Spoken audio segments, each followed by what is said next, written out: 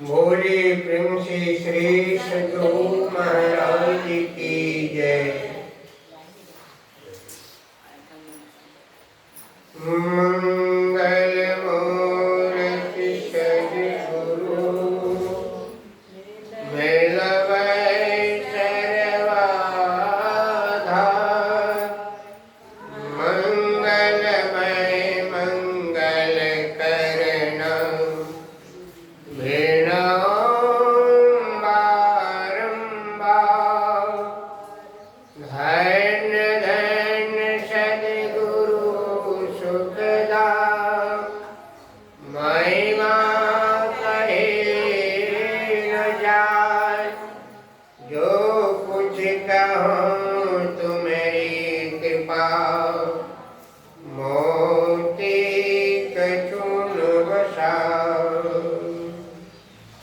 संत सद्गुरु महाराज के चरण कमलों में कोटि कोटि सा नमन।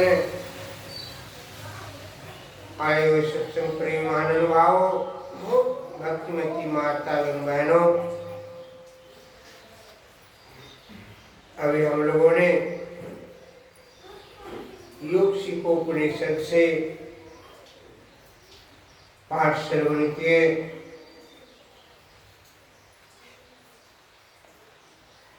योगहीनम कथम ज्ञानम मोक्षता भवति भोः योगपि ज्ञानस्तु न मोक्ष कर्मणे तस्माद् ज्ञानता योगा मोक्ष दृढ़ाभ्यासता। कहते हैं योग के लिए योगहीन ज्ञान मोक्ष प्रद भला कैसे हो सकता है? ऐसा हो सकता है क्या? कहा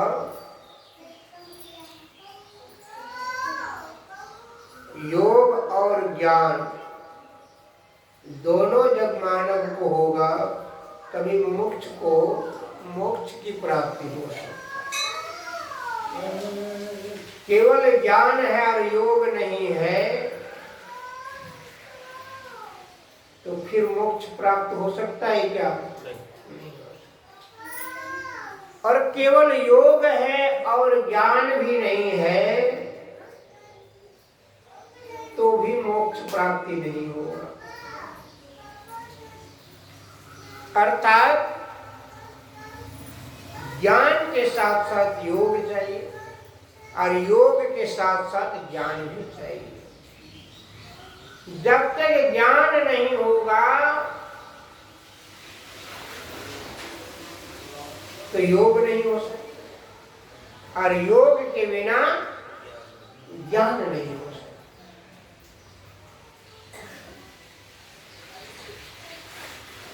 और दोनों एक दूसरे का पूरक है। अब संसार की सृजन करना चाहेंगे तो केवल पुरुषत्व से काम बनेगा नहीं होगा। न तो जब एक जीवात्मा दूसरी जीवात्मा का मिलन होता है तब सृजन होता है।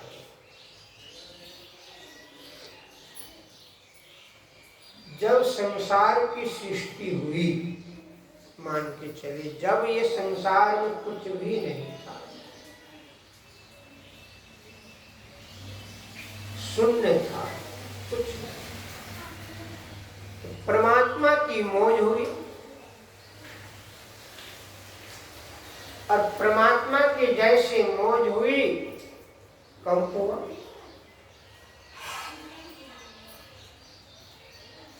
और तब उन्होंने क्या क्या सृजन किया? कहते सर्वप्रथम सृजन क्या किया? तो जल का किया, फिर पृथ्वी का किया,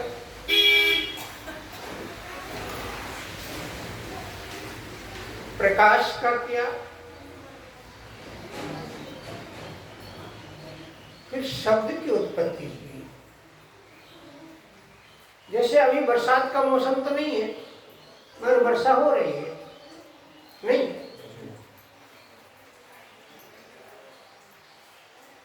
मगर ये वर्षा जो हो रही है, बूंद बूंद गिर रहा है,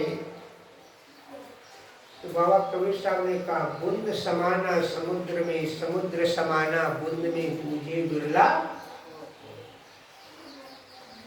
यह जल का बुदबुदा, यह तन ऐसा है जल का बुदबुदा। जैसे जल में एक कंकड़ फेंकिए, कंकड़ जाते जाते जब तक वह जमीन में जाकर के अस्थिर नहीं होता है, तब तक वह देखेंगे बुलबुली फेंकता रहता है, नहीं?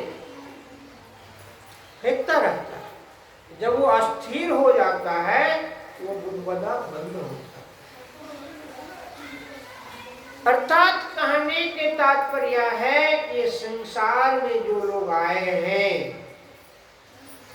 तो संसार में आने वाले व्यक्ति किस प्रकार आए हैं, और जो व्यक्ति आए हैं उस व्यक्ति के अंदर में कुछ तो खोज होता होगा। कभी एकांत में बैठकर चिंतन मनन करते होंगे, इस संसार में जितने भी प्राणी हैं, एक दूसरे की चेहरा या मुखौटा से किसी का मिलता है क्या? बिल्कुल नहीं मिलता है, सबका अलग अलग। अच्छा, चेहरा ही नहीं, केवल उनकी वृत्ति भी अलग अलग है, रहन सहन भी अलग है। एक ही घर में 4 भाई हैं, पिता एक है, माँ एक है, नहीं? मगर चारों पुत्र का व्यवहार किसको पता है? माँ को, पिता को नहीं। क्योंकि उसे यह लगता है, और चारों का स्वभाव एक जैसा नहीं मिलता है, मिलता है? कैसे सृजन करने वाला है, वही देखिए, विचार कीजिए। तो उसी में से कोई सिपाही बन जाते हैं, कोई बिजनेसमैन बन जाते हैं, कोई धर्म की प्रचार करने लगते हैं। नहीं, धर्म क्या है? कहेंगे धर्म क्या है? कोई प्रश्न कर देते हैं आपको, धर्म है क्या? उत्तर आएगा,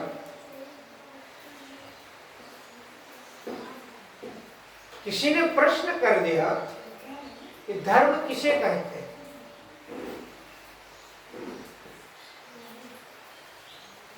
धर्म हम उसे कहते हैं जिसे हम धारण करते हैं, जिसे हम धारण करते हैं, वही धर्म है।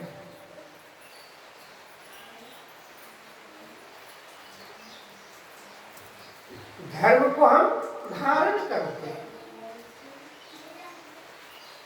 धर्म क्या है? जैसे रात में चर्चा चल रही थी कि आध्यात्मिक, आध्यात्मिक में कितने शब्द हैं? केवल आध्यात्मिक श्रवण करेंगे, केवल आध्यात्मिक में क्या क्या शब्द आता है? पहला अक्षर अ, आधा ध,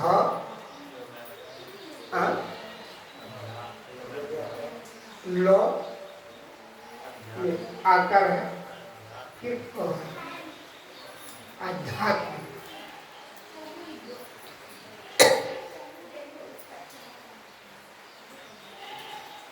अब पहला अक्षर क्या है? अ। जैसे अ का उच्चारण करते हैं, इसे किसी की सहारा लेना पड़ता है क्या? नहीं लेना पड़ता। मगर जैसे इनके साथ और 3 अक्षर को जोड़ देते हैं तो फिर इसमें सहारा की आवश्यकता है। आध्यात्मिक, अब जीव कितने कहां जाकर के सहारा लिए? दंत में, तालु में, कंठ में नहीं। विचार कीजिए, यानी एक टकराव होते एक दूसरे से तब वो शब्द निकल कर आते हैं। ये संसार क्या बना है? घर्षण से बना है। बिना घर्षण से शब्द हुआ है क्या? नहीं हुआ। बहुत मार्मिक विषय है। संपूर्ण आध्यात्मिक को जानने के लिए हमें क्या करना पड़ता? धारण करना पड़ता। क्या धारण करना पड़ता? गुरु धारण करना पड़ता। गुरु के शरण में जाना। किसी ने बड़ा अच्छा कहा है, गुरु नाम है ज्ञान का, शिष्य सीख ले सोए, और ज्ञान मर्यादा जाने बिना गुरु और शिष्य न।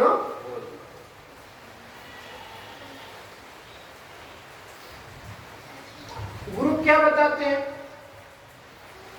वो मतलब अंधकार, वो मतलब प्रकाश। जो अंधकार से प्रकाश की ओर ले जाता हो उसे हम क्या कहते हैं? जो गुरुकुल में पढ़ा है और जो ऐसे पढ़ा है, दोनों में अंतर होगा। क्या अंतर होगा? आज लोग कॉन्वेंट में पढ़ाते हैं, नहीं? जो बच्चे आज कॉन्वेंट में जाते हैं पढ़ने के लिए, इंग्लिश खूब फराटेदार बोलते हैं, हाँ? मगर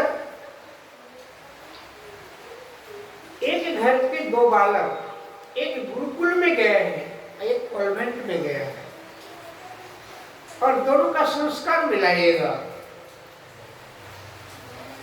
एक संस्कृत खूब फराटेदार बोल रहे हैं, उनके अंदर में आध्यात्मिक है। वो क्या करते हैं? आते हैं, माँ का सेवा करते हैं, माँ के चरण पकड़ते हैं, माँ के चरणों की रज लेते हैं, पिता का सेवा करते हैं, पिता की आज्ञा का पालन करते हैं। एक कॉन्वेंट से आया है शिक्षा लेकर के, उनको देखेंगे न तो गुरु को प्रणाम करना है, न माता पिता को प्रणाम करना है, क्योंकि वहां उनको संस्कार नहीं मिला। अंतर एक है। शिक्षा दोनों ने प्राप्त किया है। अब दोनों पुत्र जो है डॉक्टर बना, एक संस्कृत पढ़ करके, हिंदी पढ़ करके, और एक अंग्रेजी पढ़ करके। जो हिंदी से डॉक्टर बना उनको हम क्या कहते हैं? वैद्य कहते हैं। अपने भाषा में उसे डॉक्टर को क्या कहते हैं? डॉक्टर तो अंग्रेजी शब्द है, मगर शुद्ध भाषा में, अपनी शुद्ध भाषा में क्या कहेंगे? वैद्य कहेंगे। नहीं, जो वैद्य वो होता है जो हमारी नवज पकड़ते ही हमारी बीमारी को पकड़ लेता है, नहीं? और डॉक्टर भी वही काम करते हैं।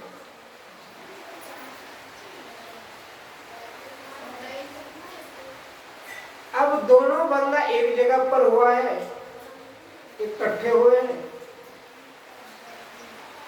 अब एक ने कहते हैं कि प्राशीत अमूल खाने से ठीक हो जाए, एक डॉक्टर, और एक वैद्य ने कहते हैं कि कुछ नहीं, केवल तुलसी का काढ़ा दे दो।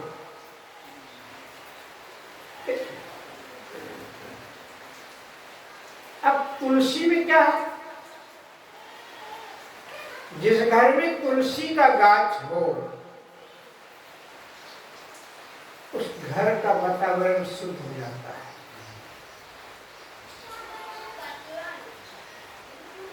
जिन्होंने प्रत्येक दिन 5 पत्ती तुलसी का पत्ता खाता हो, उनको कम से कम मलेरिया, टाइफाइड तो नहीं होगा, ये निश्चित है।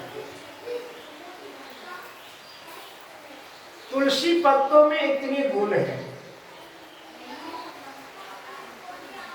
सर्दी जुकाम नहीं होंगे,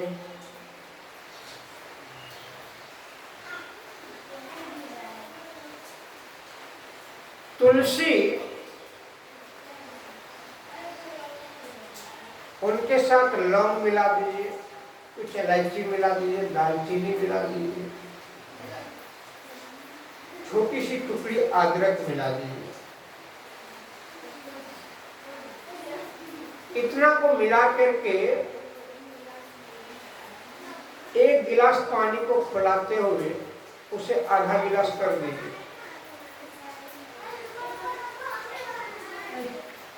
और जिन व्यक्तियों को टाइफाइड हो गया हो, जिन व्यक्तियों को मलेरिया हो गया हो, मलेरिया जब, उसको फिर अंग्रेजी में कहेंगे, क्या कहेंगे, बुखार नहीं, ऐसे प्राणी को दे देंगे, उसका रोग दफा हो जाता है। एक बार मैं हरिद्वार में रखा, तपोवन में भजन करता था। 2006 ईस्वी की घटना है।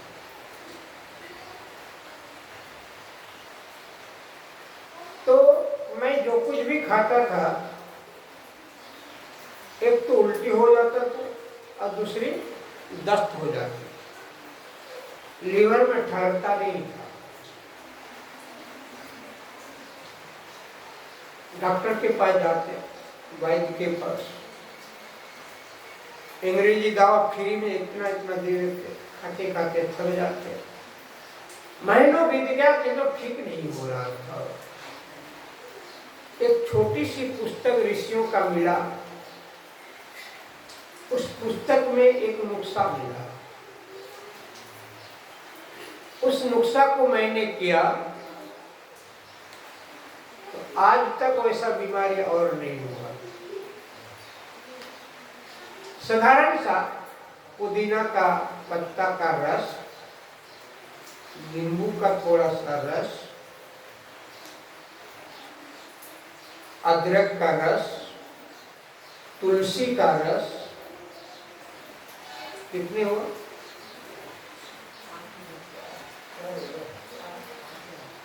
हाँ? 4 हुआ। तुलसी का रस, अदरक का रस, पुदीना का रस, नींबू का रस, 4 गोल मिर्च, इतना को मिला करके उसे पी गए। दिन में मैं 3 बार ही लिया, एक ही दिन।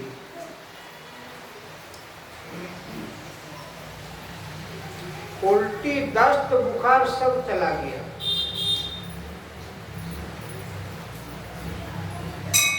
विचार कीजिए, घर में, सबके घर में एक ही होती है क्या?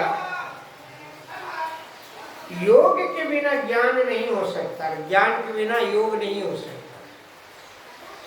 इस चीज का ज्ञान जब तक नहीं था, तब तक मैं कहा जाता था अंग्रेजी डॉक्टरों के पास, वो टैबलेट देते थे।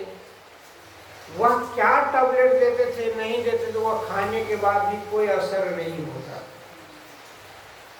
मगर प्रकृति की बनी हुई वस्तु ऐसी वस्तु है, वो एक खुराक शरीर में जाने के बाद वो काम कर रहा है। रामबाण से बचे। तो हमारी जड़ी बूटियों में वह क्षमता है जो मुर्दा को भी जीवित कर देता है। मुर्दे को भी प्राण देने की शक्ति उसमें है, किंतु हमारी जानकारी में नहीं है, हमने उसकी पढ़ाई नहीं कर पाए, इसलिए उसे जानते नहीं। कहने के तात्पर्य है कि जिन परमात्मा को ढूंढते हैं, जिन शाश्वत सुख को ढूंढते हैं, वो कहाँ है? अभी गुरु नानक साहब की वाणी में सुने, क्या सुने? जोगन खिंता जोगन दंडे जोगन भसम चढ़ाइए, अंजन माही निरंजन रहिए, जोग जुगति इव पाइए, गली जोगन को। पूरा शरीर, ये शरीर कितने चीजों से बना? पंचभूतों से बना है। अब इस शरीर में 5 तत्व है, नहीं? क्षिति जल पावक गगन समीरा, पंच रचित अधम शरीरा। इसमें मिट्टी भी है, जल भी है, वायु भी है, आकाश भी है, अग्नि भी है।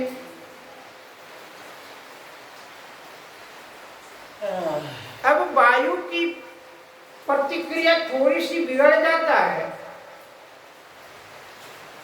तो क्या होता है कि शरीर का अड़कन शुरू हो जाता है।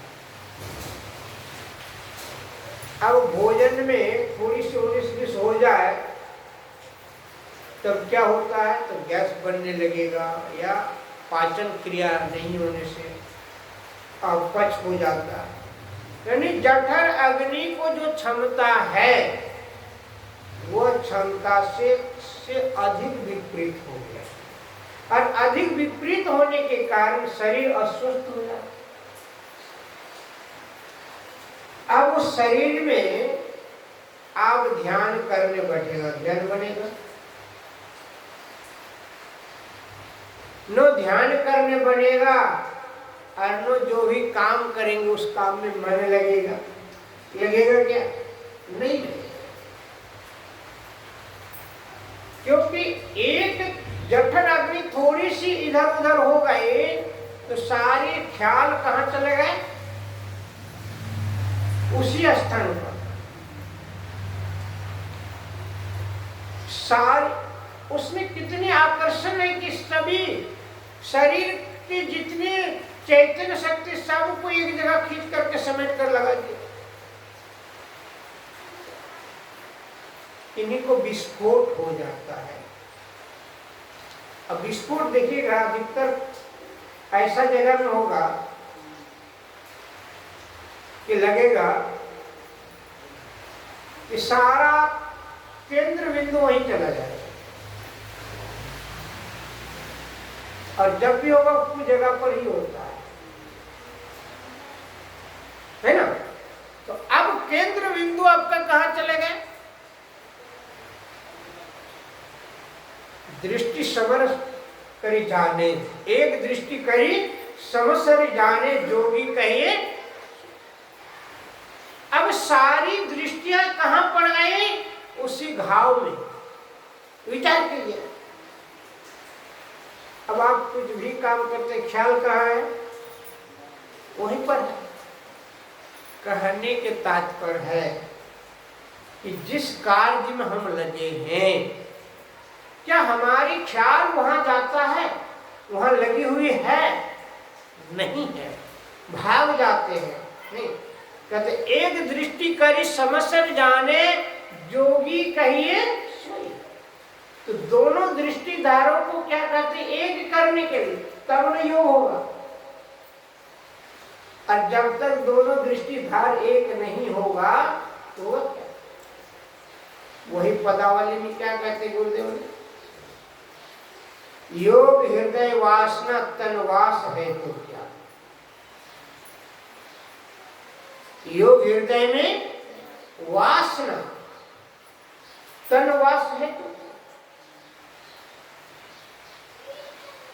अब जिस शरीर में वासना से भरी पूरी है, अब उसे जब तक नहीं निकाल करके योग में लगाएंगे तब तक क्या योग होगा? क्या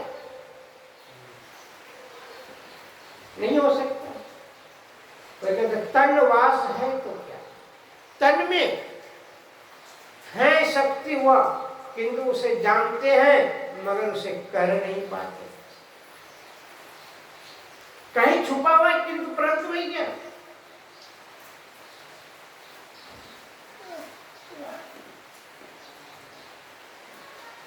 अब देखिए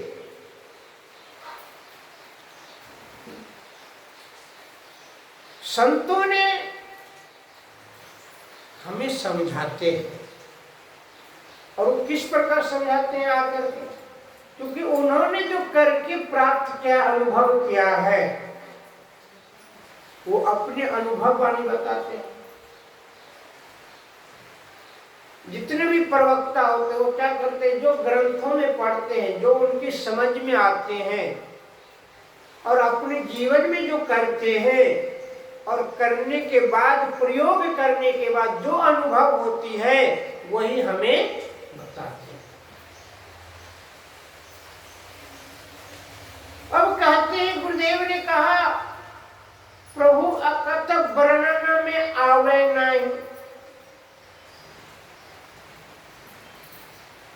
अब जो प्रभु प्रभुमय हो गए उसको वर्णन कोई नहीं कर सकता। स्वयं साक्षात जो प्रभु में जाकर मिलकर प्रभु हो गए वो भी वर्णन नहीं कर सकते। कहते वह वाणी से कहने का है ही नहीं, उसका उच्चारण नहीं किया जा सकता।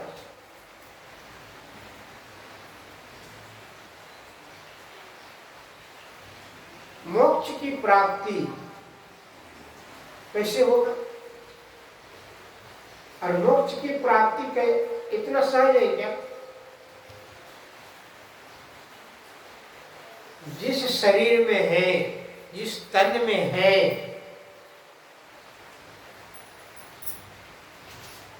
सत्संग में आते हैं, अस्थिर से सत्संग में सुनने की और समझने की क्षमता कितने सेकंड है, कितने मिनट है?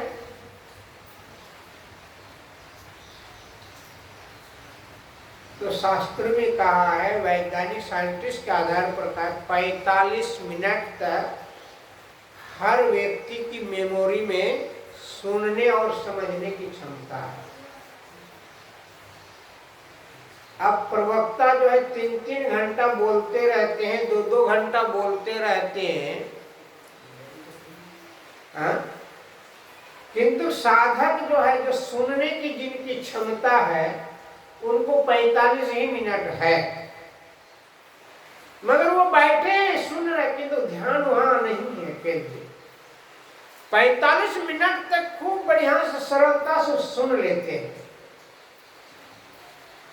और उतने देर के बीच में जितना कुछ उन्होंने सुना वो अपने मस्तिष्क में, अपनी मेमोरी में धारण किया और उससे जो ओवर हो गया उसको उन्होंने धारण नहीं कर पाए, क्योंकि उनकी मन जो है अब वो सत्संग में नहीं है, वो कहीं और चला गया। शरीर तन तो बसा हुआ है, तन सत्संग में है और मन संसार में है।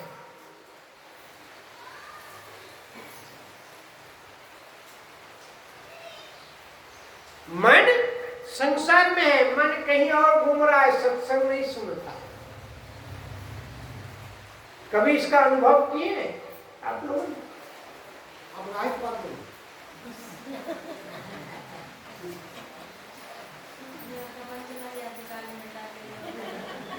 क्योंकि ये प्रैक्टिकल बात है। 45 मिनट तक अब जैसे अपने शरीर में का क्षमता क्या चीज को है इसको पता हो दूसरे को। आपके शरीर में क्या तापमान है, कितने डिग्री है, कितना आप सहन कर सकते हैं, वो किसी दूसरे को पता नहीं होगा, स्वयं को होगा। अब उसी प्रकार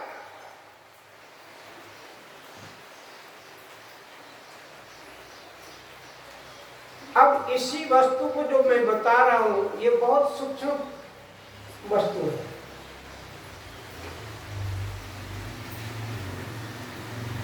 और इस वस्तु में सबको मन लगने वाला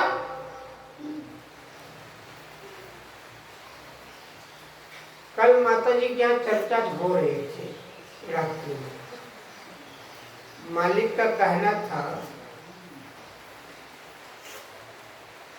कर्म प्रधान विश्व कर राखा जो जस करे फल तस चाखा, गीता में लिखा है। कहने के तात्पर्य कि कर्म क्या है। कर्म तो बहुत प्रकार का है। अब कर्म है कि एक कसाई भी कर्म करता है, एक बनिया भी कर्म करते हैं, एक किसान भी कर्म करते हैं, नहीं, किंतु कर्म में अंतर है। योगी भी एक कर्म करते हैं और सभी कर्म में अलग अलग नियम है। वैश्य का काम क्या है? वैश्य का काम व्यापार करना। उस व्यापार में यदि वो पूंजी लगाते जाए और लाभ नहीं हो तो जो सेठ से बार बार लेते हैं वो कितने बार पूंजी देगा आपको? एक बार, दो बार, तीन बार, चौथा बार देगा क्या? नहीं देगा। वह कहेगा, वो वैश्य कहेगा कि इस वैश्य को धंधा करने नहीं आता है, इसलिए इन्हें अब दूसरे काम के लिए छोड़ दो। जो किसान कभी खेती नहीं किया है वह खेती करने जाएंगे और बाढ़ आ जाएगा और सब दाग करके ले जाएगा, तो एक बार में ही खेती करना छोड़ देगा। जो दोबारा करेगा तो उसको खेती करनी।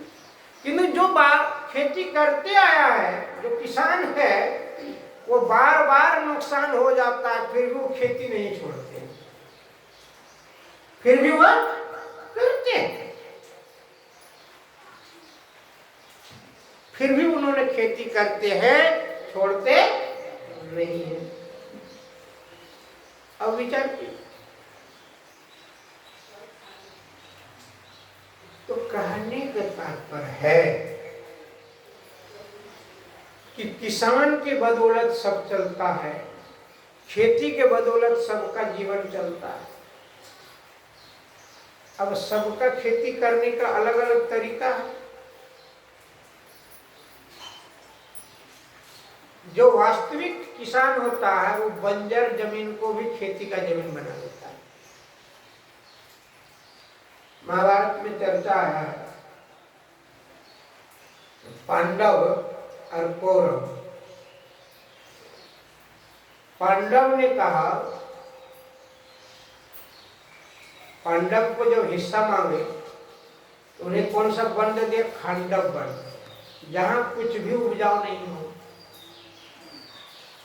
किंतु ईश्वर की कृपा से उन्होंने इतनी मेहनत किया कि उस जमीन को भी उपजाऊ बना लिया, और जब उपजाऊ बन गया तो इंद्र का जैसा बन गया, और इसका नाम रह गया क्या? इंद्रप्रस्थ। और उद्घाटन में किनको बुलाए? दुर्योधन। जब दुर्योधन आए तो क्या देखा वो?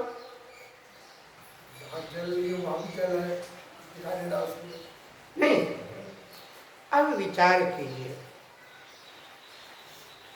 दुर्योधन मेहनती नहीं था, कोई मेहनत करके देते थे तो उसको बुराते थे। और पांडव क्या था? कौरव मेहनत नहीं करना चाहते थे, पांडव मेहनत करते थे। तो जिन्होंने जोताई किया, कोड़ाई किया, उसको फल मिला। और हम जोताई कोड़ाई करेंगे ही नहीं, फल मिलेगा क्या? अर्थात ये शरीर रूपी खेत है। बांग्ला में कहते हैं, बंगाली संतों ने कहा की रतन,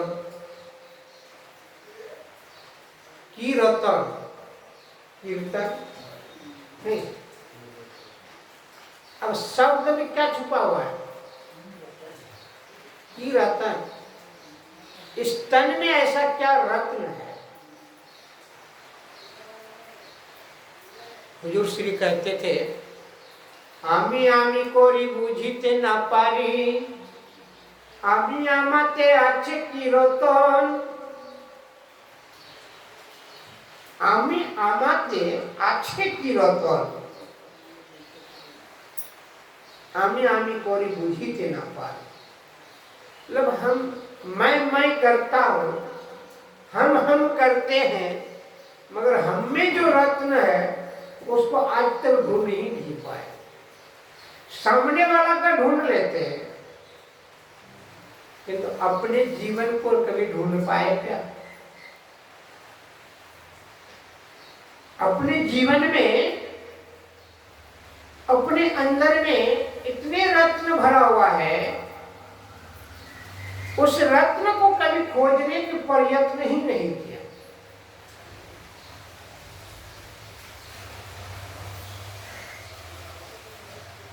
इसलिए संतों ने कहा कि खुद को जानो। खुद को जानोगे तो खुदा को जान जाओगे, और खुद को नहीं जानोगे तो खुदा को जानने का प्रयत्न कितनों भी कर लेंगे, कदापि नहीं जान सकते। तो खुद को जानने के लिए खुद के अंदर जाना पड़ेगा ना।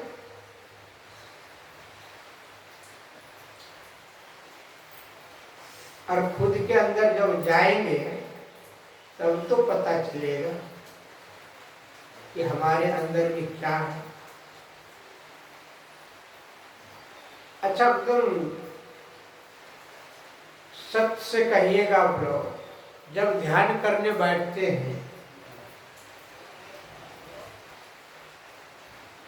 तब क्या क्या देखते हैं, क्या क्या आता है जीवन में? अंधेरा आता होगा, माया आती है।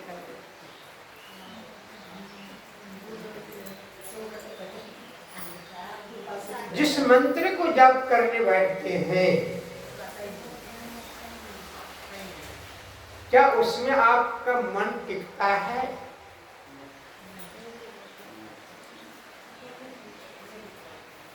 उस समय मन कहाँ कहाँ जाता है? बहुत जगह जाता है। अब विचार कीजिए, अब उसी समय आपका परीक्षण होता है कि हमारे मन में कितनी विकार है। जब बैठते हैं तो पहले तो बलबीर के पास जाता है सीएसपी, वहाँ से फिर चला जाता है हटिया, वहाँ से फिर चला जाता है। उसमें उसी समय आपको पता चल जाता है। जैसे आप एकांत में बैठेंगे चिंतन करने के लिए, तो देखेंगे आप अपने अंदर का विकार को देख पाएंगे। कहने का तात्पर्य मेरा यह था कि हमारी अंदर की जो बुराई है, हम उसको देखते हुए भी अनदेखी करते हैं। सामने वाले की बुराई को तो हम देख लेते हैं स्पष्ट रूप से, नहीं, और बखान भी कर देते हैं, किंतु जब आंख बंद करके बैठते हैं एक पवित्र स्थान में पवित्र नाम का जप करने, तो मन में क्या आता है? विकार उत्पन्न आता है। उस पवित्र एक नाम का जप नहीं हो पाता है। क्यों नहीं हो पाता है? क्योंकि शरीर के अंदर में इतने अवगुण है, इतने अवगुण है, वही बार बार उत्पन्न होता है। इसी पर एक दृष्टांत देते हैं। जिनके झांकी देख रहे हैं, इनका पितृगृह है सिकलीगढ़ धाराहारा है। जीवनी में आप लोग पढ़े हैं। वहां पर गुरुदेव वही निवास करते थे। भक्त लोग आते थे सत्संग करने, सत्संग करके चले जाते थे। तो एक प्रोफेसर साहब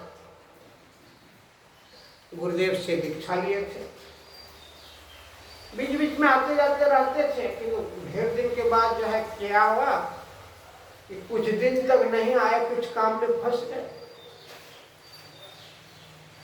जो रेगुलर आने वाले कुछ दिन, महीना 2 महीने या साल भर रुक गए, नहीं आए, फिर साल 1.5 साल के बाद आए, गुरुदेव को प्रणाम किए। गुरुदेव की वाणी मुँह से निकला, भजन होय छे न।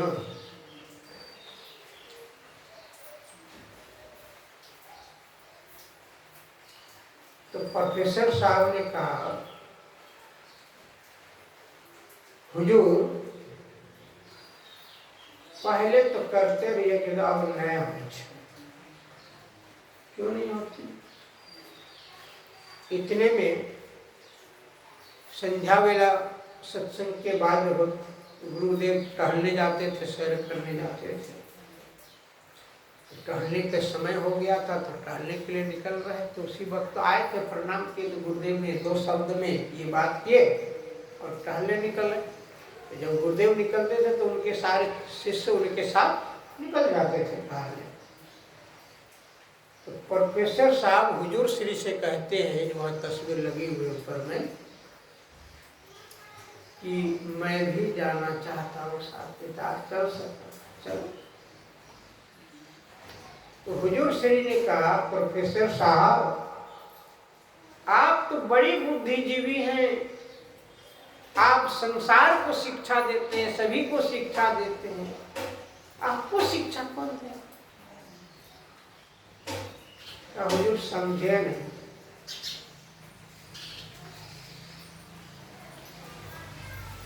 तो हुजूर श्री ने कहा, श्री जी महाराज ने, कि प्रोफेसर साहब आपने कभी कपड़े साफ किया है क्या?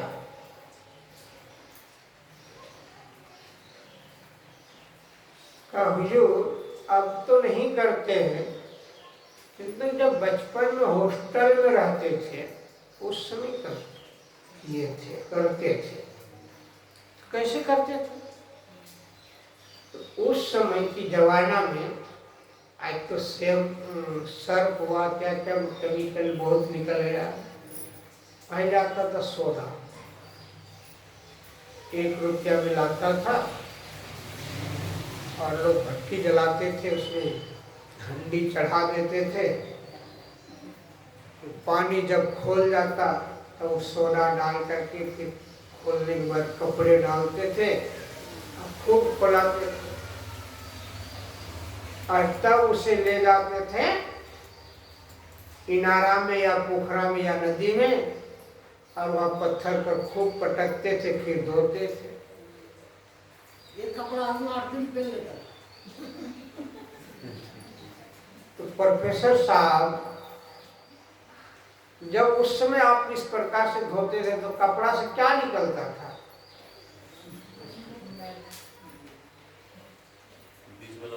कहा मैल निकलता था।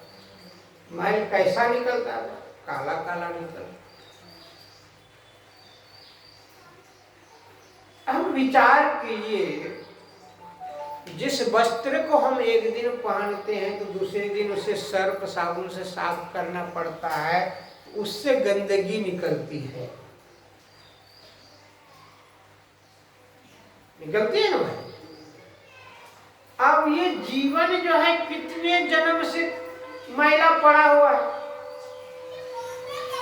और इस जीवन में जब मैला पड़ा हुआ है और इसको पवित्र साबुन लगाने के लिए बैठे हैं तो विकार तो निकलेगा ना, मैला निकलेगा कि नहीं निकलेगा?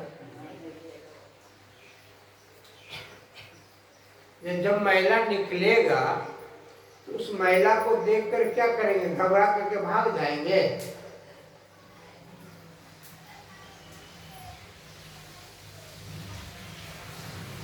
प्रोफेसर साहब ने कहा कि हुजूर पहले ध्यान तो करते रहिए कि अब नहीं करिए, अब ध्यान में बैठेगी तो मन नहीं लगे, गप होए लगे।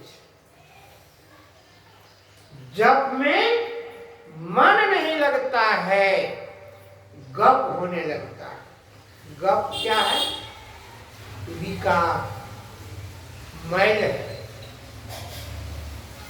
वह मैल निकल रहा है जो कभी आपके जीवन में बहुत पुराने से पुराने वस्तुओं का याद आने लगता है। भजन करने के लिए बैठा इस प्रकार का याद आने लगे तो समझना चाहिए कि वो हमारा विकार, भूल जाते हैं। फिर अचानक याद आता है, हम तो भजन करने बैठा, हम कहाँ चले गए, किस ओर चले गए। फिर लौट करके आते हैं, फिर उस साबुन को पकड़ते हैं, साबुन का अर्थात गुरु मंत्र को पकड़ते हैं, फिर जाप करने लगते हैं, जाप करने फिर भटक जाते हैं, किधर चले जाते हैं। यानी वो हमारा क्या है, वो हमारे शरीर के जीवन का मैल है और वो मैल बार बार हमें भटकाने का काम करता है। किंतु बुद्धि क्या करते हैं, बार बार लोटा लोटा करके कहाँ लगाते हैं?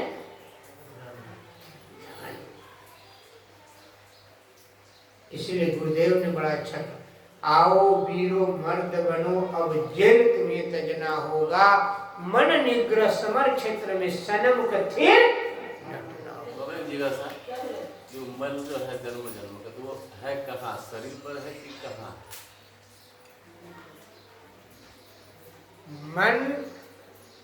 मन चित्त बुद्धि अहंकार, ये चारों इसी शरीर में है। इस शरीर में कितने इंद्रियां हैं? 14 इंद्रियां है ना। 5 ज्ञान इंद्रियां, 5 कर्म इंद्रियां और 4 अंतःकरण इंद्रियां।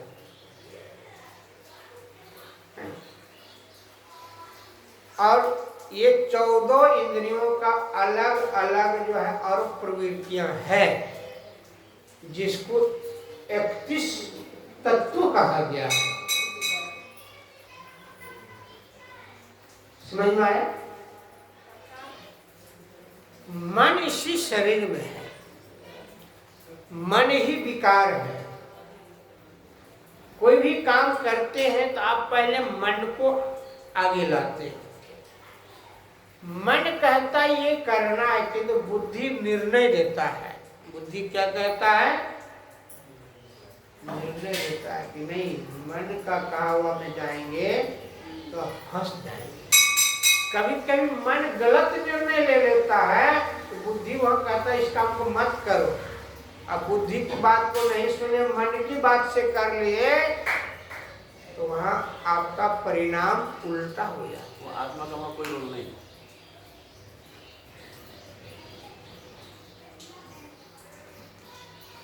आत्मा परमात्मा ही अलग चीज है। लेकिन वहाँ रोल पूछे, जैसे सारे गंदगी जमा रहता है शरीर के अंदर, तो शरीर में किस इंद्रिय में रहता है? अभी आप जागृत में हैं या सोया हुआ है? अभी तो सोए हुए, जागे नहीं। सोए हुए थे आप, मान लीजिए कह दी कि हम सोए हुए हैं, किंतु कोई दूसरा कह देगा आप बात कर रहे हैं, आप तो आँख खुला, आप तो जगे हुए हैं। इस पर कैसे जगे हुए हैं? नहीं, जगे हुए हैं, किंतु आपका जीवन जगा हुआ है, शरीर जगी हुई है, तो आपका वासा कहाँ है, निवास कहाँ है?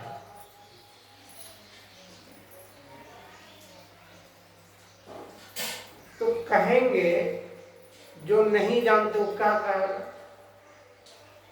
कहेगा हृदय में है या शरीर के कोई अंग बता देंगे नहीं, हम जगे हैं।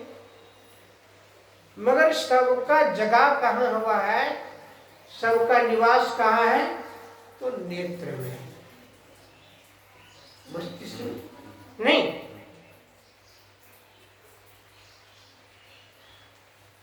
नेत्र से देखते हैं, जब नेत्र से देखते हैं जो वस्तु को, मन तुरंत वहां चल जाता है। मन का जुड़ाव किससे है? नेत्र से। जब मन जाता है तो मन कहता है कि चलो वहां, तो पैर बढ़ जाता है। और संबंध किससे है? नेत्र ने देखा, मन ने कहा और पैर चला। सबका संबंध किससे है? नेत्र से। नहीं तो अब भाषा हमारी कहाँ होगी? नेत्र में ही ना। अब विचार कीजिए,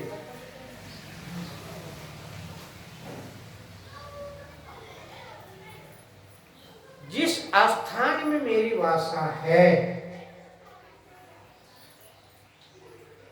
जिस शरीर में वास करते हैं, इसी शरीर में सारे तत्व हैं। मन कभी इसे ढूंढने का प्रयत्न किए, जानने का प्रयत्न किए। अपने तो सत्संग में बार बार सुनते हैं तो समझते हैं, तो कहते हैं कि हम अभी सोए हुए जगे हुए। किंतु जो नहीं जानता है संत मत की भेद को, उनसे पूछिएगा तो क्या कहेगा? वो कहेंगे जगे हुए। अब जगे हुए तो कैसे हैं? तो सपनों लगे हुए। मगर साधु दृष्टि से, योगी की दृष्टि से देखेंगे तो सोया हुआ। जिसे संसार की कोई ज्ञान ही नहीं हो, संसार में रहते हुए, और उसको बोल देंगे कि आपको तो कुछ ज्ञान ही नहीं है। वो कैसे कुछ ज्ञान नहीं है? नहीं, ज्ञान है, समझते हैं, करते नहीं है, करने का समय नहीं दे पाते हैं। और जिन्होंने समय दे पाते हैं, जिन्होंने करते हैं, उसको मिलता है। कहने के तात्पर्य है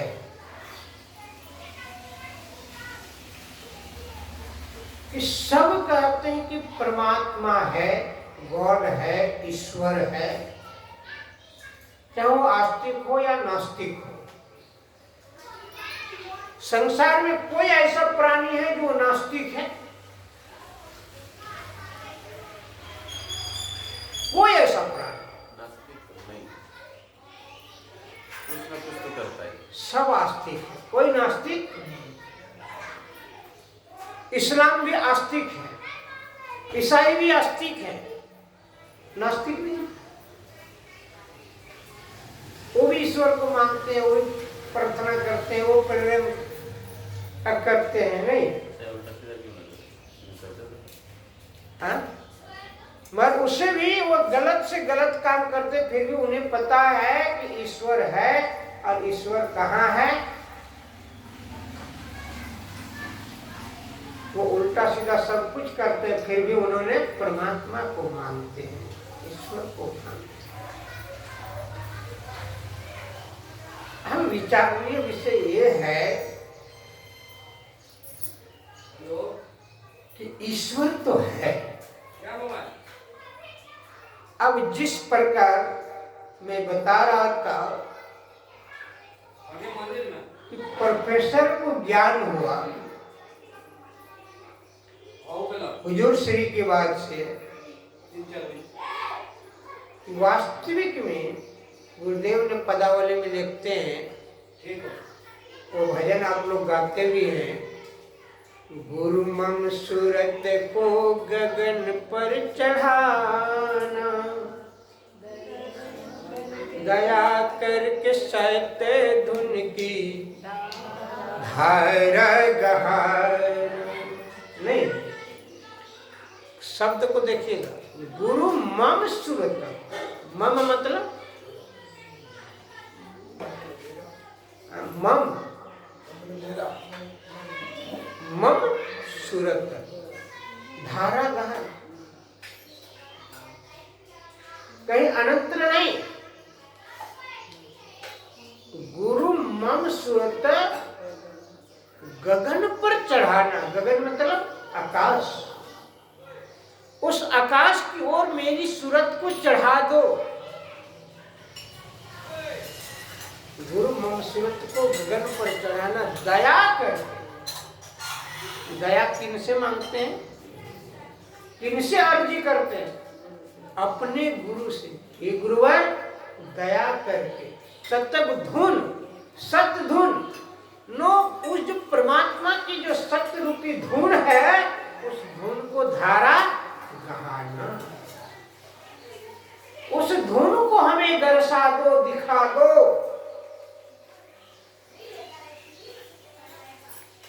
पदावली की एक एक पद में बड़ी मार्मिक वस्तु छुपा हुआ है। एक बार मैं गुजरात गया था। गुजरात में नारियाद का नाम सुने होंगे आप लोग। वहां पर एक आश्रम है, मठ है। वहां पर मैं लगभग 10-15 दिन था।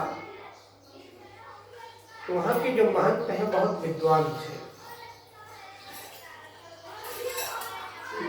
गीता में विष्णु सहस्त्र नाम का चर्चा होती है, उसका पाठ होता था। और पाठ होने के बाद उसके बाद जो है महंत के पास कुछ लोग भक्त लोग आते थे, उत्तर प्रश्न करते थे।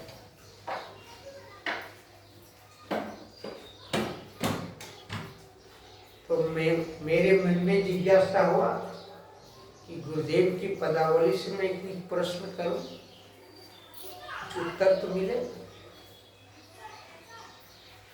तो मैंने कहा कि महाराज जी, हमारे गुरुदेव ने एक वाणी लिखा है, निज तन में खोज सज्जन बाहर न खोजना, अपने ही घट में हरि है अपनी। एक तो ये मैंने कहा, इसका अर्थ क्या हो बता दो? नहीं। उसके बाद मैंने एक प्रश्न और किया पद को गाते हुए, नित्य प्रति सत्संग कर ले प्यारा, तेरा कार्य सारे सारा, सारे कार का निर्णय करके धर चेतन धारा पिंडे। जो गीता के मर्मज्ञ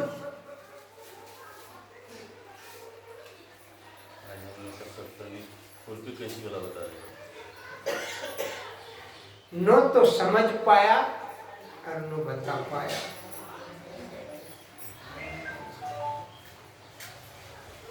देहरादून का नाम सुने? देहरादून में एक विद्वान महात्मा रहते थे, बहुत उच्च कोटि के। हुजूर श्री आज नहीं है, चले गए। उनका प्रोग्राम हुआ था, स्वामी विवेकानंद जी ने कराए थे देहरादून। उसी विद्वान महात्मा के आश्रम में गए थे, भेंट करने के लिए ले गया था महात्मा को। वार्तालाप हो रहा था, गीता में दिया हुआ है, नसाग्रे। गीता की श्लोक में आया है नसाग्रे। इस शब्द का जैसे हुजूर श्री ने कहा कि इसका अर्थ हमको बता दीजिए, नसाग्र के मतलब क्या हो? 12 अंगुल 12 के आगे। उन्होंने नाक को पकड़ करके दिखाया, नसाग्र का मतलब ये होता है, इसके आगे। अब इतने गीता के जानकार, गीता को प्रचार कर रहा था और गीता के मर्म को नहीं बता पाया।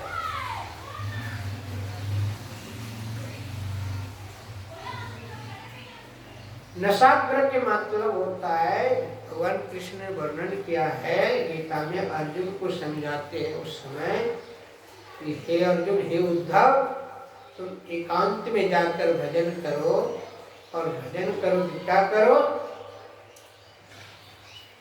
कि हमारे मुखार विंद के नसाग्र, यानी दोनों भवों के बीच में, दोनों भवों के बीच में सीधे 12 अंगुल मध्य, यह ऐसी चर्चा है गीता में। अब ये 12 अंगुल को नापेंगे कैसे? 12 मतलब 12 अंगुल की दूरी में नहीं, अंकित कर रहा है कि दोनों नेत्र बंद करने के बाद कितने दूरी में देखना है? तो 12 अंगुली की दूरी में, 12 अंगुल। और वहां वही महात्मा का नाम मैं भूल रहा हूं, उन्होंने ये नाक का ये आगे दिखा रहा है, तो यहाँ कैसे भजन करेगा लोग? समझने वाली बात है। आंख बंद करके वहां देखेंगे तो दिखाई देगा क्या?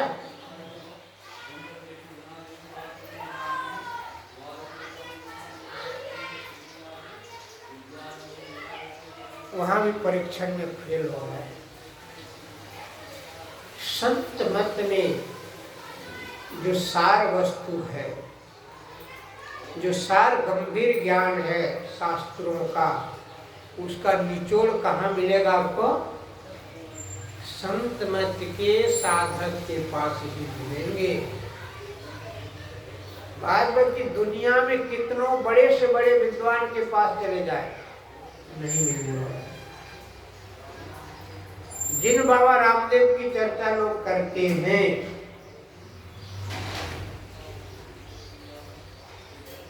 वह केवल शरीर का योग बताते हैं, आसन व्यायाम बताते हैं, योग नहीं बताते। क्योंकि योग का ज्ञान बाबा रामदेव को है ही नहीं।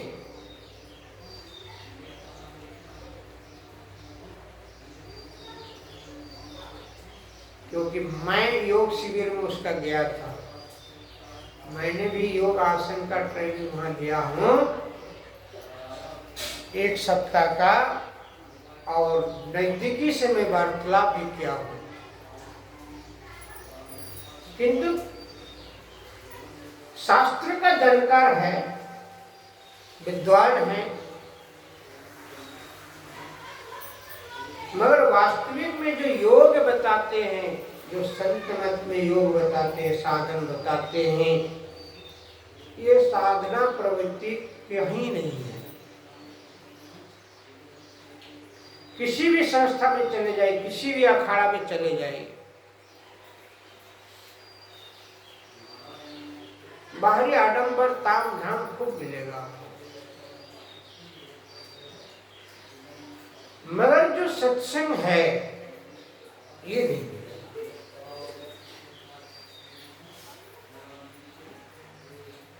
और ये मार्मिक विषय को सुनने में नीरस लगता है, इसमें रस नहीं।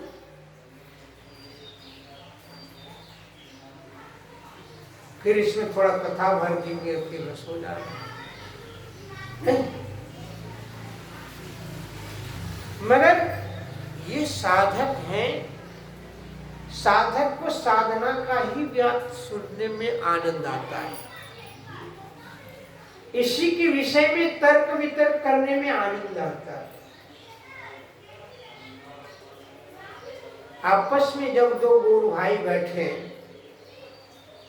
तो आपस में तर्क वितर्क होनी चाहिए। तर्क वितर्क नहीं होंगे तो श्रांस नहीं निकलेगा।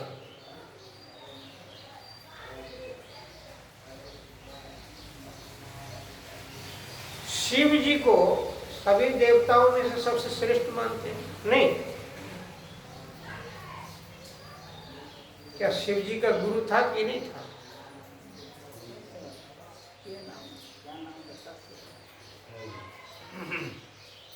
रामायण में दिया अगस्त ऋषि उनके गुरु थे।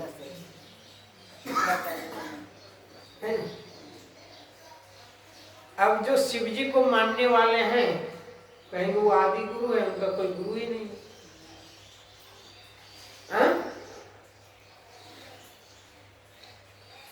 अगस्त ऋषि कुंभज पाही आई, उसे कुंभज ऋषि भी कहते हैं, अगस्त जी कहते हैं, है? अब देखिए, अगस्त ऋषि से युक्ति जानकर भगवान शिव ने योग ध्यान किया। उनका देखिएगा, ध्यान करने वाला वो चेहरा कभी देखे हैं? शिव जी का तस्वीर? उसी को देख के तो लोग गांजा पीता बोलते नहीं ये नशा में धुंध है। उन्होंने पद्म आसन में बैठकर मेरुदंड सीधा है, गर्दन सीधी है, नेत्र बंद है, तीसर नयन उघारा। तीसर नयन किसका उघारा हुआ है? शिव जी का। और इसीलिए उनको ज्योति स्वरूप मानते हैं, ज्योतिर्लिंग कहते हैं, प्रकाश स्वरूप मानते हैं।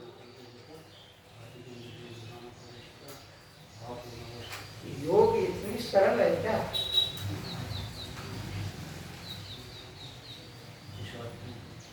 योग बड़ी कठिन चीज है, सरल नहीं। और जब तक करेंगे नहीं तो होगा नहीं। और इसीलिए साधु संतों ने उपदेश करते हैं कि जो है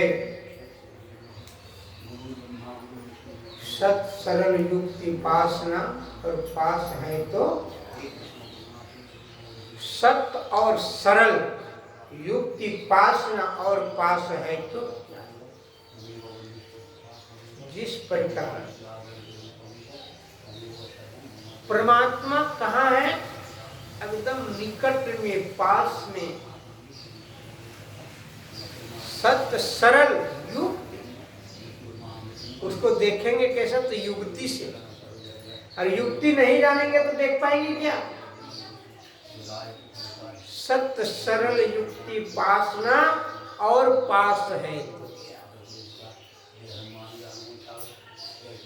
कितना पास में? कल मैंने रात्रि में बता रहा था कि बंगाल के लिए हुए हैं, नाम उतर गया ध्यान से, माइक्रोस्कोप के माध्यम से अति सूक्ष्म से सूक्ष्म जंतु को देखने के लिए जो इन नेत्रों से नहीं देखा जा सकता, उसे देखने के लिए क्या करते? माइक्रोस्कोप का सहारा लेते हैं, ये सूक्ष्म यंत्र का सहारा लेते हैं, सूक्ष्म यंत्र को देखते हैं।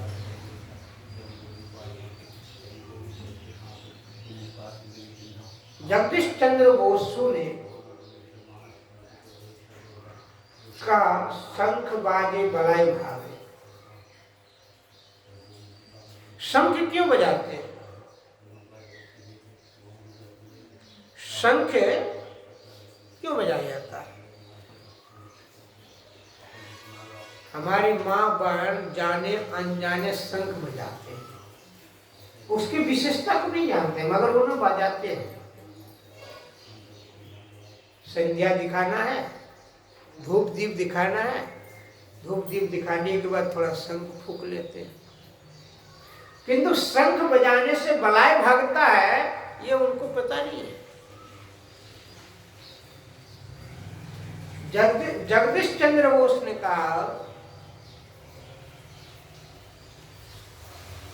कि मैं शंख फूंकता हूं और आपने माइक्रोस्कोप लगा करके देखिए कि जितने भी ये वायुमंडल में बैक्टीरिया, जो बीमार फैलाने वाला बैक्टीरिया है, छोटी छोटी कीटाणुएं हैं, ये सब के सब मर के गिरते हैं शंख बजाने से। और उस शंख का आवाज जितनी दूर तक जाता है उतनी दूर का वातावरण को शुद्ध कर देते हैं। इसलिए हर घर में शंख बजना चाहिए।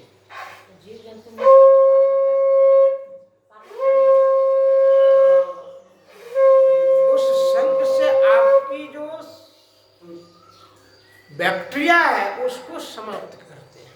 वो अनिवार्य है, वो बात नहीं है। अब उसको आप रिवाज बोलिए या कुछ बोलिए या परंपरा बोलिए, किंतु इससे जो है आपकी वातावरण, अब जो यज्ञ करता है तो उसमें धुआं उठते हैं नहीं। अब जो धुआं उठती है उस धुआं से तो प्रदूषण फैलता है। नहीं मिलता। किंतु उसमें हवन में प्रदूषण कैसे फैलता? उसमें प्रदूषण नहीं फैलता। कहीं क्यों? क्योंकि जो धूमन है उसमें 5 चीज मिला हुआ रहता है।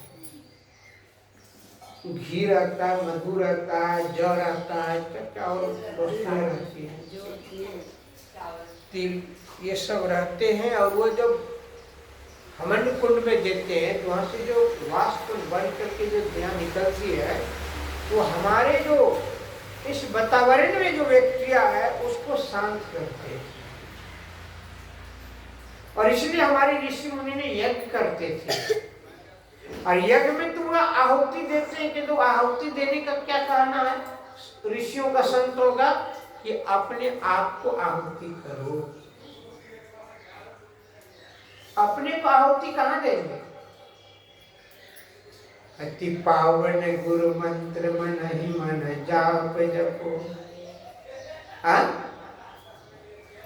तब ना आहुति होगी। किंतु अपने को आहुति देने के लिए, अपने को समर्पण करने के लिए हम देवी के सामने ले जाते हैं, बकरी को ले जा करके बलिदान देते हैं। अपने को बलिदान तो देते हैं। विचार कीजिए, भक्ति तो करते हैं, बलिदान किसकी देवी मांगता है? बकरी का। देवी कभी कोई बकरी और भेड़ पशुओं का बलि नहीं मांगते हैं। वो बलि किसकी मांगता है? कि आप अपने को समर्पण कीजिए, तन मन धन से समर्पित। नहीं, मगर वो तो हम नहीं करते। हम समर्पण क्या करते? पुष्प, बेलपत्र, तब कुछ चढ़ा दिए देवी को, पुष्करा दे दिए, मन को शुद्ध नहीं किए। भक्ति क्या हुआ? उसके बाद बलिदान में क्या देते हैं? अपने को तो बलिदान किए नहीं। अपने जो मन के अंदर में छल, प्रपंच, कपट, झूठ है, इसका तो बलिदान किए नहीं। बलिदान किया, क्या किए? अब वहां जाकर के एक जीव हत्या कर दी। बलिदान करना है, किस चीज का बलिदान करना है? तो कहा हमारे जीवन के अंदर में जो विकार है उस विकार का बलिदान करो, तब न देवी स्वीकार करेगा भक्ति। उसका विकार का हम बलिदान ही नहीं करते हैं तो कभी स्वीकार करेगा क्या?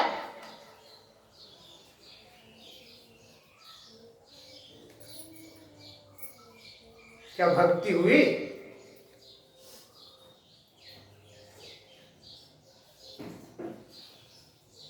सभी शास्त्र को उठा करके देख लीजिए,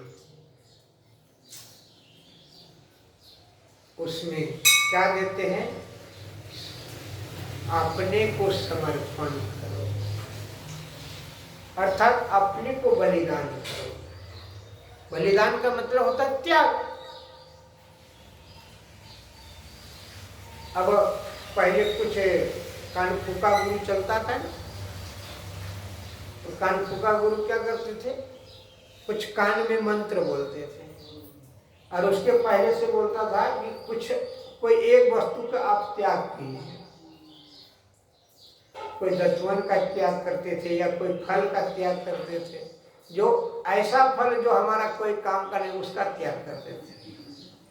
नहीं, त्याग का माने क्या हुआ? कि हमारे अंदर की जो विकार है उनका त्याग, अपनी इच्छा का बलिदान।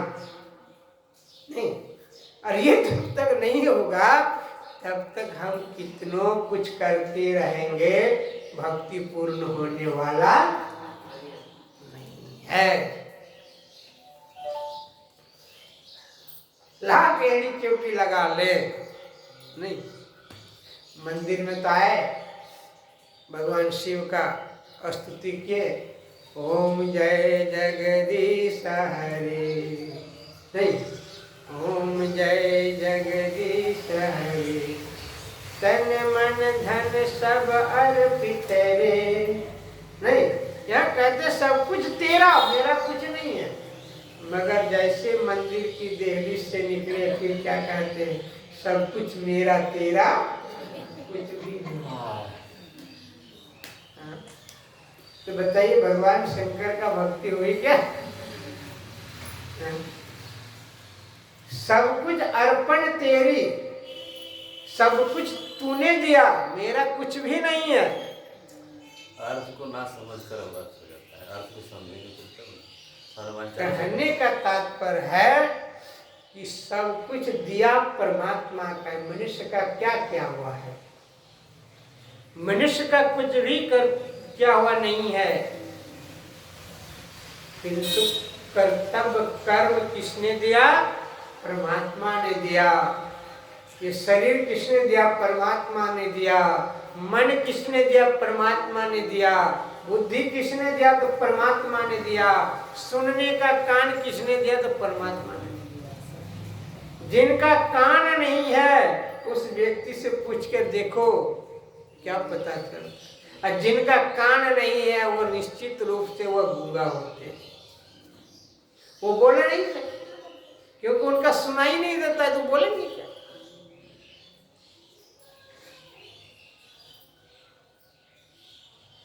और जो सुन सकते वो बोल सकते हैं।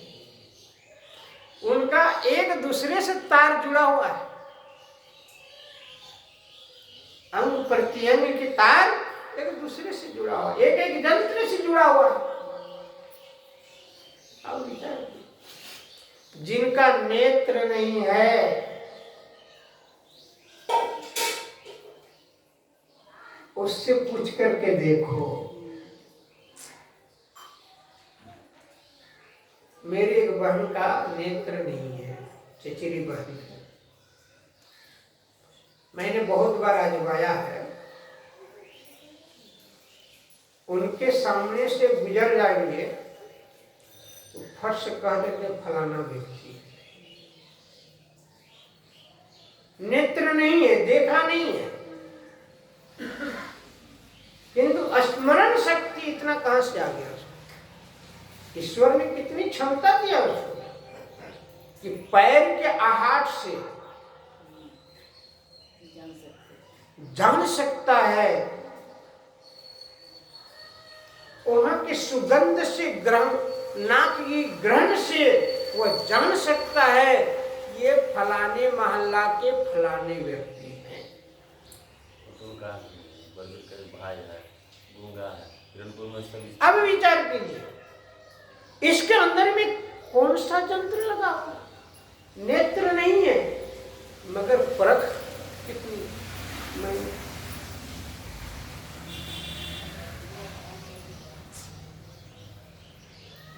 उसको किसने दिया यह बुद्धि, है क्या? उसी परमात्मा ने ना। विचार कीजिए, वो उसके लिए तो दिन या रात क्या सब तो बराबर है, मगर उसको ये भी पता हो जाता है कि अब सवेरा हो गया। दिखाई नहीं देता मगर उसे पता है कि अब सवेरा हो गया। शाम हो जाता है तो उसे पता हो जाता है कि अब शाम हो गया, उसे भी पता होता है। किसी से सुना नहीं, देखा नहीं, मगर उससे अंदाज हो गया कि अब संध्या का बेला हो गया, अब सुनने का समय हो गया। इसलिए गोस्वामी तुलसीदास जी महाराज रामचरितमानस में वर्णन करते, बिनु पद चलाए सुनाई बिनु काना, नयन विधि देखहि विधि नाना। कर्म बिनु कर्म करहि विधि नाना। उसका वर्णन कैसे करते हैं? न उनका हाथ है, हाथ नहीं मगर कर्म कर, पैर नहीं है चलते हैं, कान नहीं है शब्द सुनते हैं, आंख नहीं है रूप देखते हैं, मुंह नहीं है फिर भी बोलते हैं, परमात्मा कैसे हैं? बिनु पद चले सुनई बिनु काना, नयन बिनु देखे बिना। उनका कुछ भी नहीं है मगर सब कुछ करते हैं।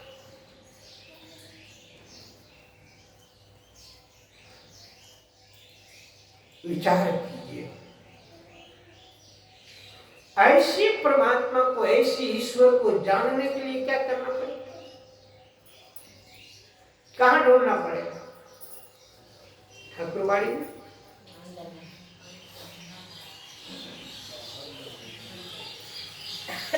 बाहर ढूंढने से मिलने का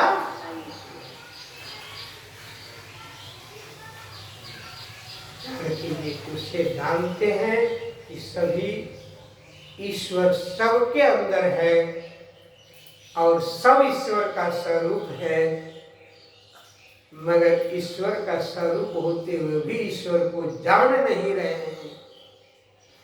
जिस प्रकार कहते हैं कि सेठ घर की नौकरानी रोड में कौन जाते हैं आते हैं उसे सब कोई देख लेते हैं, मगर बाहर से चलने वाले उस नौकरानी को कोई नहीं देख सकता। उसी प्रकार माया रूपी पर्दा इस प्रकार पड़ा हुआ है इस शरीर में।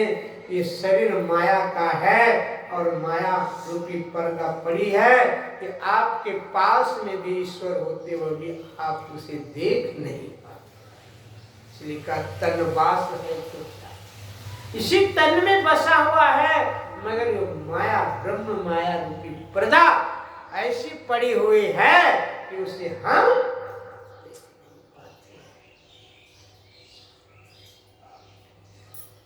तो और चलने दें कि क्या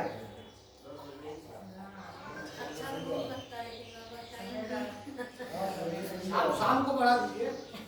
ठीक, चलिए अपने वाणी को यही विराम देते हैं।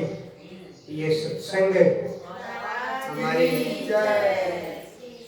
यह सत्संग जो है हमारे बीच में बलवीर जी ने अपने माता पिता के पुण्यतिथि के उपलक्ष्य में 17 और 18 अप्रैल को रखते हैं प्रतिवर्ष। माता स्वर्गीय माता रेखा देवी और स्वर्गीय श्री सौदागर कुमार शर्मा जी, ये दोनों तो हमारे आपके बीच में नहीं है, मगर उनके सुपुत्र बलवीर जी ने यह प्रत्येक वर्ष सत्संग कराते हैं। इनसे उन जीवात्माओं को शांति और मुक्ति मिलती है और उनके नाम में सत्संग हो रहा है। इसलिए कहा है शास्त्रों में ऋषियों ने कि जिनके नाम पर सत्संग होता है वह अधोगति में भी चले भी गए हैं तो पुनः लौट कर आएंगे और भक्ति जहाँ से छूटी वहीं से पुनः भक्ति प्रारंभ होगा और उन्हें पुनः मनुष्य जीवन मिलेगा। और जो इन सत्संगों में, इस सत्संग में जिन लोगों ने भाग लिया और सत्संग करते हैं उनका भी जीवन बहुत बहुत धन्य है, क्योंकि वह भी उनकी गति भक्ति तो एक जन्म में पूरा नहीं होती है, किंतु करते करते एक न एक दिन पूरा होगी। और कम से कम ये शरीर छूटेगा सत्संग करते हुए तो अधोगति में नहीं जाएंगे, पुनः मनुष्य जीवन में आएंगे। शास्त्र कहते हैं और मनुष्य जीवन में आएगा तो जहाँ से भक्ति छूटती है वहीं से भक्ति प्रारंभ होगी। वही न देव ऋषि मिथ्यावाणी। इसलिए यही गुरुदेव से प्रार्थना है, ईश्वर से प्रार्थना है कि बलवीर जी को का जीवन स्वस्थ रखे, तन मन से स्वस्थ रहे, इनके बाल बच्चे स्वस्थ रहे और इसी प्रकार प्रतिवर्ष सत्संग भजन कराते रहे और अपने ध्यान भजन करते रहे और इसी जन्म में उन्होंने मुक्ति को प्राप्त करने का प्रयत्न करें। यही थोड़ा सा करके भक्ति वाणी को विराम देते हैं। श्री सद्गुरु महाराज जी की जय।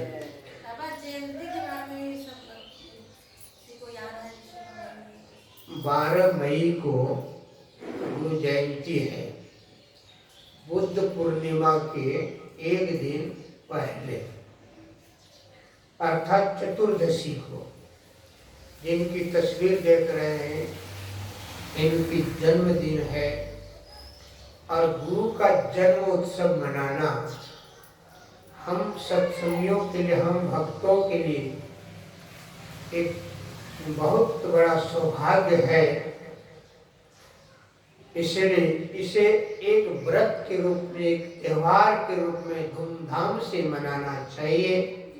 और गुरु जयंती को बड़ी उत्साह से नगर भ्रमण करते हुए, ताकि ये नगर भ्रमण करने का प्रचलन क्यों चलाया गया, ताकि हम इस ज्ञान को, संत मत की जो ज्ञान है, इस ज्ञान को जन जन तक फैलाने का प्रयत्न होती है। और इसीलिए इसे एक शोभा यात्रा के साथ इसे निकालते हैं, झांकियों के साथ उत्साहपूर्वक। जैसे दुर्गा पूजा वगैरह लोग बड़ी धूमधाम से करते हैं। इसलिए हम भक्तों को गुरु की भी उतना ही आदर के साथ, उत्साह के साथ मनाना चाहिए। गुरु जयंती को और धूमधाम से मनाना चाहिए। और जितने गुरु भाई हैं सब अपने अपने थोड़ी थोड़ी अर्थ का त्याग कर और समाज को खूब ढंग से भोज भंडार करके खिलाना चाहिए, सत्संग करना चाहिए, ताकि ये जो प्रसाद खाएंगे तो हो सकता है उनकी मन बदल जाए, कभी वह भी सत्संगी बन जाए, भक्त बन जाए। कहते हैं कि जो सत्संग सुनकर, ये या सत्संग का प्रसाद खाकर किसी का जीवन बदल जाता है, एक व्यक्ति वैष्णव या दीक्षित हो जाता है, गुरु भक्त बन जाते हैं, तो 10,000 अश्वमेध यज्ञ का जो फल है वह फल उस सत्संगी को मिल जाता है। इसलिए करना चाहिए और कराना भी चाहिए। यही थोड़ा सा करके तुम्हारी प्रोग्राम देते हैं। श्री सद्गुरु महाराज की आरती।